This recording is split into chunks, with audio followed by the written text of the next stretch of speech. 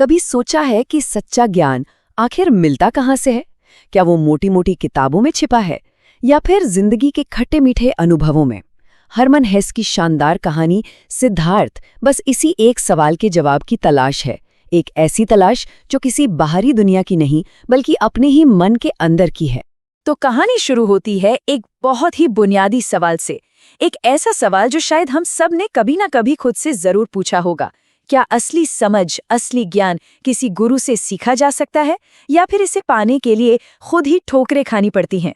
बस यही एक कश्मकश थी जिसने सिद्धार्थ को एक ऐसी यात्रा पर भेज दिया जो उसकी पूरी जिंदगी बदलने वाली थी। तो चलिए कहानी के पहले पड़ाव पर चलते हैं। यहाँ हमारी मुलाकात होती है सिद्धार्थ से, एक ब्राह्मण का बेटा जिसके पास सच पूछिए तो सब कुछ था। मान सम्मान, ज्ञान, सुविधाएं, सब कुछ, सिवाय एक चीज के, मन का सुकून।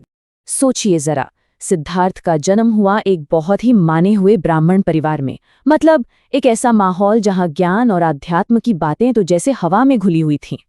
उसने वेद पढ़ लिए, सारे धार्मिक अनुष्ठान सीख लिए और ध्यान में भी महारत हासिल कर ली। दुनिया की नज़र में तो भाई वो एक ज्ञानी पुरुष था, उसके पास हर सवाल का जवाब था। लेकिन असलियत ये थी कि उसके अपने ही मन में सिर्फ सवाल थे, बेचैनी थी। और जानते हैं, उसे अंदर से महसूस होता था कि ये जो भी ज्ञान उसे मिला है ना, ये अधूरा है। मतलब उसे ऐसा लगता था जैसे ये सब किसी और का ज्ञान है, उधार लिया हुआ। ये सिर्फ शब्द थे, पोथियां थीं। और उसे ये भी एहसास हुआ कि असली सच जो होता है ना, वो शब्दों में नहीं मिलता, वो तो अनुभव में छिपा होता है।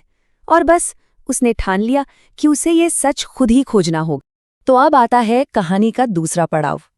सिद्धार्थ ने अपने अंदर के इस खालीपन को भरने के लिए एक तरह का एक्सपेरिमेंट करने का फैसला किया। उसने सोचा, चलो जिंदगी के दो बिल्कुल अलग, दो एक्सट्रीम रास्तों पर चलकर देखते हैं। एक रास्ता था सब कुछ छोड़ देने का, यानी कठोर त्याग का, और दूसरा सब कुछ पा लेने का, यानी असीम भोग का। और ये रास्ते एक दूसरे से बिल्कुल उल्टे थे। सोचिए, एक तरफ तो वो एक तपस्वी बन गया, खुद को भूखा रखता, शरीर को हर तरह का कष्ट देता, अपनी हर इच्छा को कुचल देता। और फिर वहीं दूसरी तरफ वो एक कामयाब अमीर व्यापारी बना, खूब धन दौलत कमाई, दुनिया के सारे सुख भोगे और कमला नाम की एक स्त्री से प्रेम भी किया। वो बस ये देखना चाहता था कि क्या इन दोनों एक्सट्रीम्स में से कहीं पर सच छिपा है। लेकिन तपस्वी बनकर उसे एक बहुत जरूरी बात समझ आई। उसे ये एहसास हुआ कि शरीर को सताने से, उसे तकलीफ देने से आत्मा नहीं जागती, बल्कि ये जो खुद को कष्ट देने का घमंड होता है ना, ये भी एक तरह का मोह ही है। बस फर्क इतना है कि ये त्याग के कपड़ों में छिपा होता है। इसी सफर में उसकी मुलाकात खुद गौतम बुद्ध से हुई और वो बुद्ध की शांति, उनके ज्ञान से बेहद प्रभावित हुआ। लेकिन यही कहानी में एक बहुत बड़ा मोड़ आता है। सिद्धार्थ ने बुद्ध का शिष्य बनने से मना कर दिया। क्यों? क्योंकि उसका मानना था कि ज्ञान कोई ऐसी चीज नहीं है जिसे उधार लिया जा सके। सच का अनुभव तो हर किसी को खुद करना पड़ता है, वो व्यक्तिगत होता है। और इसीलिए जब उसका दोस्त गोविंद बुद्ध के संघ में शामिल हो गया, सिद्धार्थ ने अकेले अपने रास्ते पर चलने का हिम्मत भरा फैसला किया।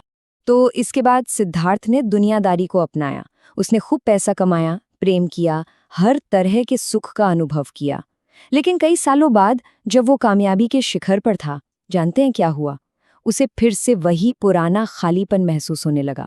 उसकी जिंदगी उसे इतनी खोखली, इतनी बेमतलब लगने लगी कि वो पूरी तरह से निराश हो गया। और एक दिन वो एक नदी के किनारे अपनी जान देने तक पहुंच गया था। और अब आता है कहानी का सबसे जरूरी हिस्सा, नदी, सबसे बड़ी गुरु। क्योंकि यहीं, ठीक उसी पल जब सिद्धार्थ पूरी तरह से टूट चुका था, उसे अपना असली गुरु मिला। किसी इंसान में नहीं, बल्कि एक बहती हुई नदी में। देखिए, नदी ने उसे कोई भाषण नहीं दिया, कोई उपदेश नहीं। नदी ने उसे बस एक चीज सिखाई, सुनना। और जब उसने सुनना शुरू किया तो उसकी पहली सीख ये थी कि समय, जिसे हम भूत, वर्तमान और भविष्य में बांटते हैं, वो असल में एक भ्रम है। जैसे नदी में शुरुआत की बूंद और आखिर की बूंद सब एक साथ मौजूद हैं, वैसे ही जीवन में सब कुछ बस अभी इसी पल में हो रहा है। कितना गहरा विचार है यह। नदी से उसने एक और कमाल की बात सीखी, वो ये कि जिंदगी में कुछ भी अलग अलग नहीं है।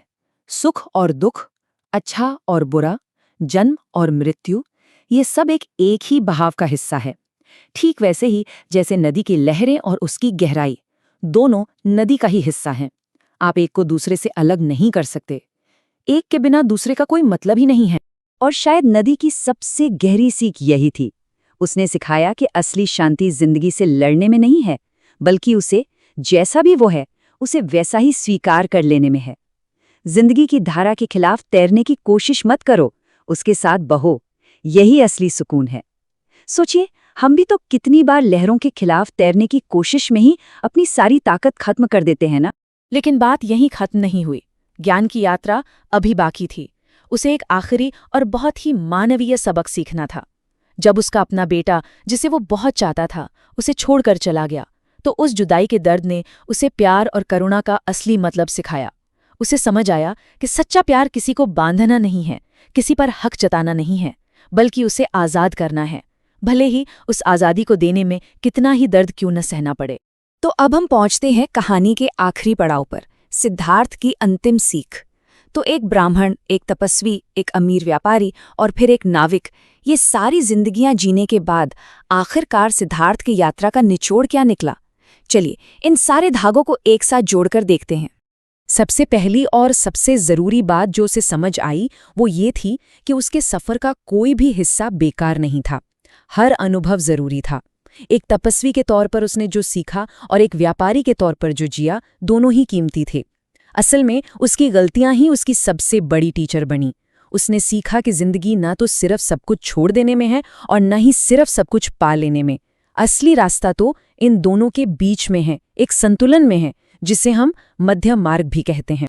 और आखिरकार वो उस ज्ञान तक पहुंच ही गया जिसकी उसे हमेशा से तलाश थी।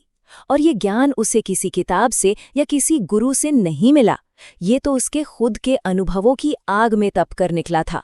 उसे साफ समझ आ गया कि ज्ञान बताया नहीं जाता, ज्ञान को जिया जाता है। और सबसे ऊपर, सबसे बढ़कर जो ज्ञान है वो है प्रेम और करुणा।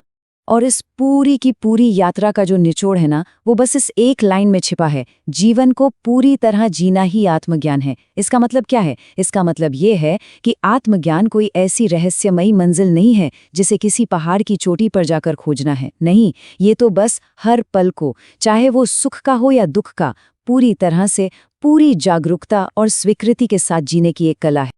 और ये कहानी हमें एक बहुत गहरे सवाल के साथ छोड़ जाती है। देखिए, सिद्धार्थ के लिए तो नदी, बुद्ध, कमला, यहाँ तक कि उसका अपना बेटा, सब के सब शिक्षक थे। तो ये सोचने वाली बात है कि हमारी अपनी जिंदगी में सबसे बड़ा शिक्षक कौन रहा है? क्या वो कोई इंसान है, कोई खास अनुभव है, या फिर शायद हमारी ही की हुई कोई गलती